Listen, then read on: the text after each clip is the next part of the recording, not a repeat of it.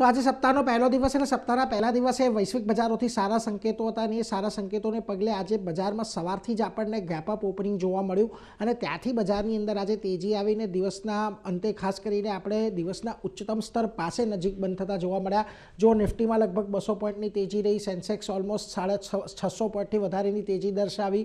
બીજી તરફ બેંક નિફ્ટીમાં આજે મજબૂતી હતી, કમ્પેરેટિવલી ઓછી મજબૂતી હતી, પરંતુ અહીંયા પણ આપણે 59,300ની ઉપર આવીને બંધ થયા છીએ. વેલ, વાત કરી લઈએ મિડ કેપ સ્મોલ કેપની, તો ત્યાં પણ આજના દિવસે આપણને ખરીદી જોવા મળી. લગભગ 1% પાસેની ખરીદી તમને મિડ કેપમાં હતી અને 1%થી વધારેની તેજી સ્મોલ કેપમાં આજે આપણને જોવા મળી. સેક્ટર્સ આજના દિવસમાં ફોકસ રહ્યા, એમાં ડિફેન્સ કાઉન્ટરમાં એક સારી તેજી જોવા મળી, એટલે જો ઇન્ડિયા ડિફેન્સ ઇન્ડેક્સમાં એક સારી તેજી છે. આ ઉપરાંત IT, capital market share, metal, આ બધી જગ્યાએ એક સારી ખરીદી જોવા મળીને આજે તમામ સેક્ટર આપણને ગ્રીન ઝોનની અંદર બંધ થતા દેખાયા છે.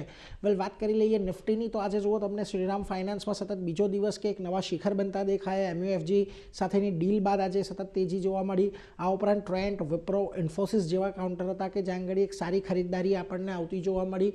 જ્યાં આગળ આપણને ઘટાડો આવ્યો છે નિફ્ટીની અંદર, ત્યાં આગળ ખાસ જો Tata consumer product, SBI, HDFC life, Kotak bank જેવા કાઉન્ટર રહ્યા કે જે આપણને થોડું ઘણું દબાણ આવતું દેખાયું.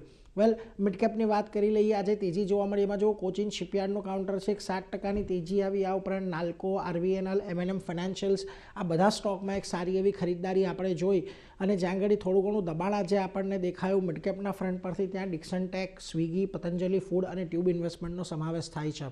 હવે 26,100નું એક મહત્વનું હર્ડલ હતું જેને આજે આપણે પાર કરી લીધું છે.